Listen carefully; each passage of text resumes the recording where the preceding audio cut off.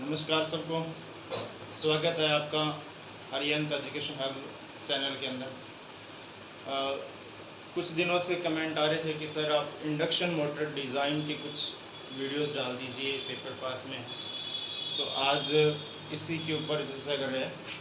आज का टॉपिक है 3 फेज इंडक्शन मोटर डिज़ाइन। तो आज का टॉपिक हम रखेंगे आउटपुट इक्वेज़न। आउटपुट इक्वेज़न के बारे में आपको अच्छे से पता है भी ये क्या होता है आउटपुट इक्वेज़न। आउटपुट इक्वेज़न कहे जाए तो यानी हमारी मोटर जो है वो उसका आउटपुट क्या रहता है, उसको डिज़ाइन करने के बाद में उसके अंदर क्या चीज़ आउटपुट रहती है, वही आउटपुट समीकरण रहती है। आउटपुट समीकरण को देखते हैं हम। आउटपुट जो केवीए लिया जाता है, आउटपुट को लिया जाता है वो केवीए के फॉर्म में लिया जाता है, नॉर्मली केवीए। तो देखो नाम से पता चल रहा है KVA, volt ampere kilo. Kilo का मतलब 10 की पावर -3, यानी किसी चीज़ को अगर अपन किलो के अंदर चेंज करना चाहते हैं तो 10 की पावर -3 से मल्टीप्लाई कर देंगे। और V का मतलब वोल्टेज से, A का मतलब एम्पियर से, करंट से। देखो आप किसी और बुक में देखोगे तो हो सकता है आपको किसी और तरीके से कराया हो, लेकिन मैं आपको यहाँ पे बहुत ही आसान तरीके से कराऊंगा। और उस किताब में आपको समझ आएगा, मैं इसकी गारंटी नहीं करता हूँ, लेकिन यहाँ मैं अपने आप की कोशिश करूँगा आपको पूरा समझाने की। तो इस वीडियो को अंत तक जरूर देखें। आपको ऐसा लगे कि ये शायद इसकी शुरुआत अच्छी नहीं हो रही है, लेकिन इसका अंत बहुत अच्छा होने वाला है, ठीक है।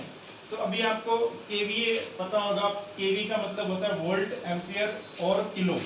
तो यहाँ देखिए 3 फेज इंडक्शन मोटर है, तो उस 3 फेज के लिए 3 इंटू पर फेज वोल्टेज पर फेज करंट, VPH IPH पर फेज वोल्टेज पर फेज करंट इंटू 3, और इसको किलो के अंदर चेंज करने के लिए 10 की घात -3 से मल्टीप्लाई कर देंगे तो हमारा ये आ जाएगा केवीए।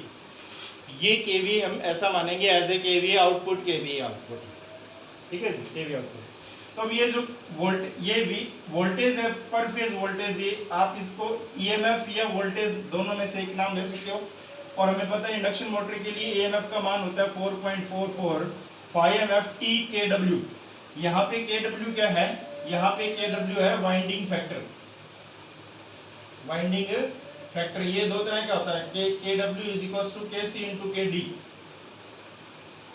ये अभी आप जब आप इसको मशीन को पढ़ते हैं तभी इसको थोड़ा और अच्छे से पढ़ते हैं। Kc और Kd का मल्टीप्लाई होता है। Kc कंसंट्रेटेड वाइंडिंग और D का मतलब डिस्ट्रीब्यूटेड वाइंडिंग। इन दोनों वाइंडिंग्स का प्रोडक्ट होता है Kw, वाइंडिंग फैक्टर होता है।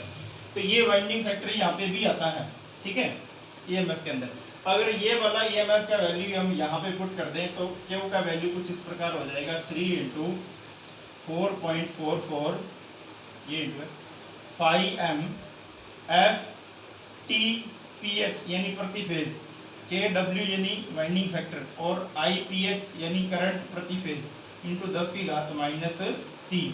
अब ये जो वैल्यू बन रही है ये किसके अंदर बन रही है, ये बन रही है केवीए के अंदर। ये बन रही है केवीए के अंदर। मैं आपको बता दूं, अभी आप जो बुक पढ़ रहे हो ना, अगर आप CBH की बुक पढ़ रहे हो तो वो CBH वाले है ना किलोवाट के अंदर ले जाते हैं पहले, फिर उसको पता नहीं किस हिसाब से वो केवी में चेंज कर देते हैं। वहां पे समझाना बहुत ही मुश्किल है।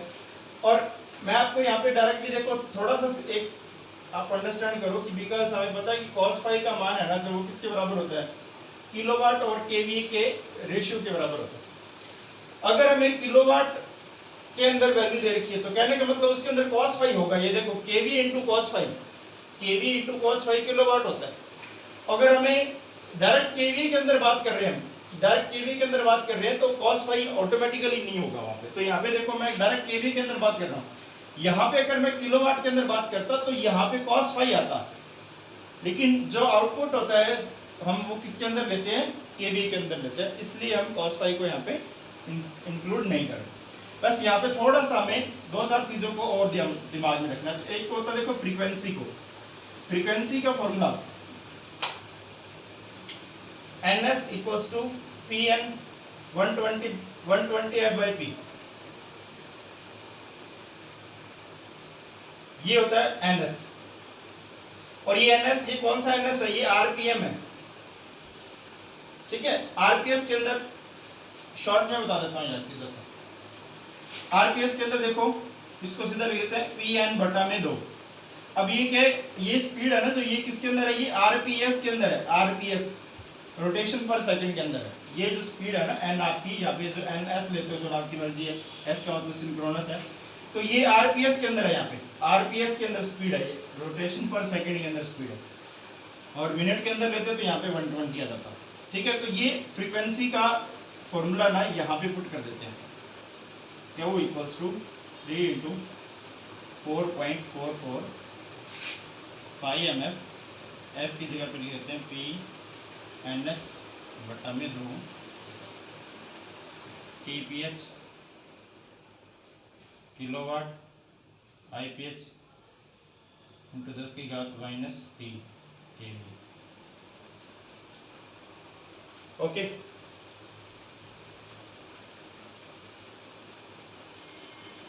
थोड़ा सा हमें यहाँ पे थोड़ा सेट वेट करना पड़ेगा। देखो सेट क्या करना है हमें, क्यू बराबर, देखो आपको पता है कि दो तरह की लोडिंग होती है, एक होती है मैग्नेटिक लोडिंग, एक होती है इलेक्ट्रिकल लोडिंग। मैग्नेटिक लोडिंग होती है P5, यानी कुल मैग्नेट किस पे होता है, फ्लक्स, और जितने पोल है उतने मैग्नेटिक लोडिंग उतनी होती है। और दूसरी होती है इलेक्ट्रिकल लोडिंग यानी जो धारा है वो कितने कंडक्टर में जाती है, तो धारा है जो IZ जाती है और Z कंडक्टरों में जाती है। ये दो चीजें होती है, ये दो चीजें मल्टीप्लाई, मतलब ये दो चीजें होती है ना, जब तक हम ये नहीं निकालते तब तक हमारा आउटपुट समीकरण पूरा नहीं होता। तो अब यहाँ से देखो P और फाई तो मिल रहा है, P और फाई तो डायरेक्ट मिल रहा है, IZ भी मिल रहा है, ये रहा IPH मान लेते हैं प्रति फेज करंट जो जा रही है वही प्रति एक कंडक्टर के अंदर जा रही है, और Z कितना है वो डिसाइड करना है, बस ये चीज देखनी है कि Z कितना है वो डिसाइड करना है। ठीक है, तो अभी हम इसको आगे करते हैं। यहाँ पे एक दो बातें हैं, लिख लो पहले। लिखो कि जो आर्मेचर के कंडक्टर होते हैं, ठीक है, आर्मेचर के कंडक्टर की कुल जो संख्या होती है, आर्मेचर चालकों की कुल संख्या, आर्मेचर के चालकों की जो कुल संख्या होती है वो होती है फेजों की संख्या, फेजों की संख्या गुणा में 2 इंटू प्रति फेज करंट, 2 इंटू प्रति फेज टर्न पर फेज टर्न। ठीक है भाई, ओके। अब मैं इसका फॉर्मूला बनाता हूँ। तो आर्मेचर के कुल चालकों की संख्या को Z से निरूपित कर देते हैं, और फेजों की संख्या कितने फेज है, 3 फेज है, 2 गुणा 2 वैसे आएगा फॉर्मूले के अंदर पर फेज टर्न। तो पर फेज टर्न, ये देखो पर फेज टर्न, PH का मतलब प्रति फेज, फेज हो गया, T का मतलब टर्न हो गया, तो TPH है जो ये पर फेज टर्न है, तो यानी 3 इंटू 2 इंटू TPH है ना, ये हो गया हमारा Z। और हमें पता है कि कुल इलेक्ट्रिकल लोडिंग क्या होती है, अगर मैं इसके साथ IZ का मल्टीप्लाई और कर दूं तो ये क्या बन जाएगा, कुल इलेक्ट्रिकल लोडिंग बन जाएगा, लेकिन ये अभी बाद में। ठीक है, तो ये हो जाएगा हमारे Z। तो अभी इसमें से भी हमें Z निकालना है, कैसे निकालना है निकालते हैं। देखो एक तो ये रहा 3 यहाँ पे, ठीक है, और 2 इसमें से अगर निकाल लेते हैं, इसमें से यानी 2 निकालते हैं तो यहाँ बचेगा 2.22, इसमें ये 2 का डिवाइड और हो गया तो बच गया 1.1 आएगा, समझ।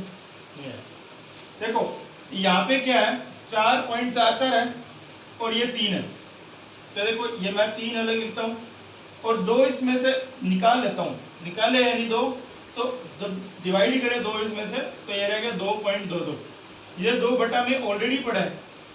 ठीक है, बाकी छोड़े, पहले डिवाइड ही कर देता हूँ, और यहाँ 2 से डिवाइड कर देता हूँ, ये 2 का डिवाइड इधर कर देते हैं तो यहाँ बचेगा 2.22, तो 2.2 में से 2 कॉमन ले लिया तो बच गया 1.1, तो यहाँ लिख देते हैं 1.11। ठीक है, और 2 इंटू 3 के साथ में क्या आ जाना चाहिए, TPH आ जाना चाहिए, और IPH भी यहाँ ही आ जाएगा, तो ये टोटल इलेक्ट्रिकल लोडिंग बन जाएगी। और इसी के गुणा में कर देते हैं पी फाई, ये बन जाएगी मैग्नेटिक लोडिंग। ये पी और फाई को एक साथ लिख दिया मैंने, ये बन जाएगी मैग्नेटिक लोडिंग। और कौन रह गया, एन एस रह गया, ये बाहर लिख दो। और कौन रह गया, के डब्ल्यू रह गया, इसको बाहर -3 केवी। ठीक है,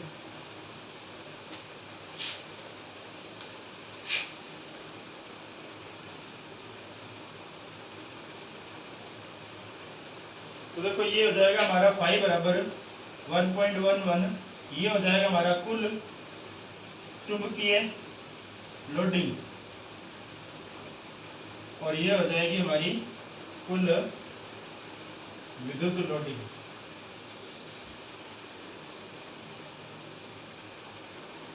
गुणा में एनएस, आरपीएस में स्पीड, किलोवाट, किलोवाट नहीं सही, वाइंडिंग फैक्टर है, -3 केवी। तो यहाँ पर जो हमने फाइनली निकाला ये क्या हुआ, जो ये अभी तो एक मॉडिफाइड फॉर्मूला है, इसको और मॉडिफाई कर देते हैं, यहाँ तक नोट कर लो।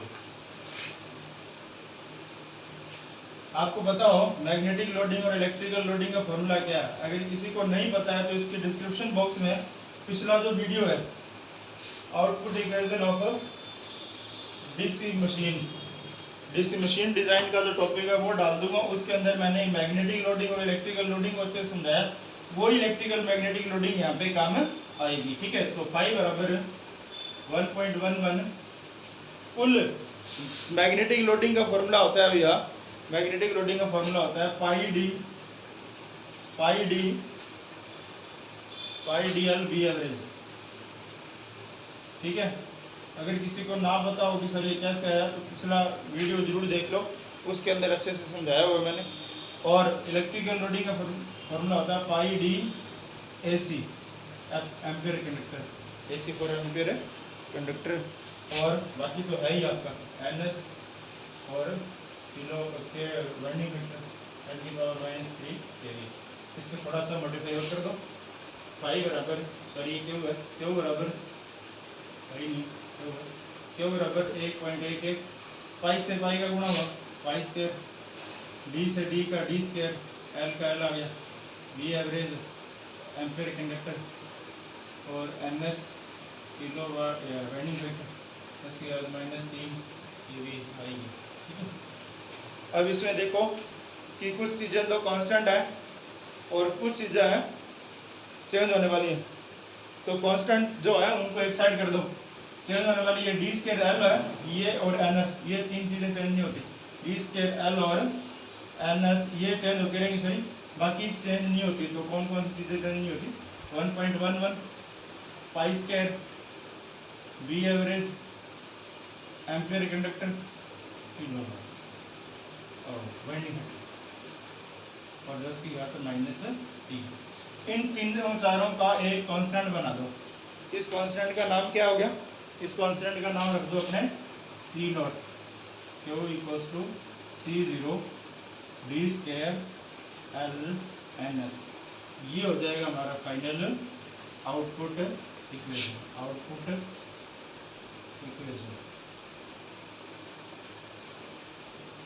जहाँ पर C0 बराबर 1.11 pi square, B average ampere conductor, kilowatt, 10 की घात -3 के बराबर।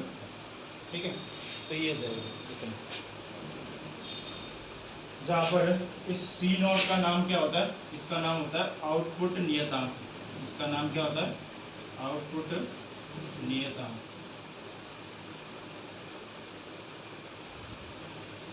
ठीक है, तो ये हो जाएगा हमारा 3 फेज इंडक्शन मोटर का आउटपुट इक्वेशन। कोई किसी चीज़ के बारे में समझ नहीं आया हो तो कमेंट बॉक्स में जरूर डाल देना, और इसके न्यूमेरिकल मैं 1-2 दिन में करा दूँ। Thank you.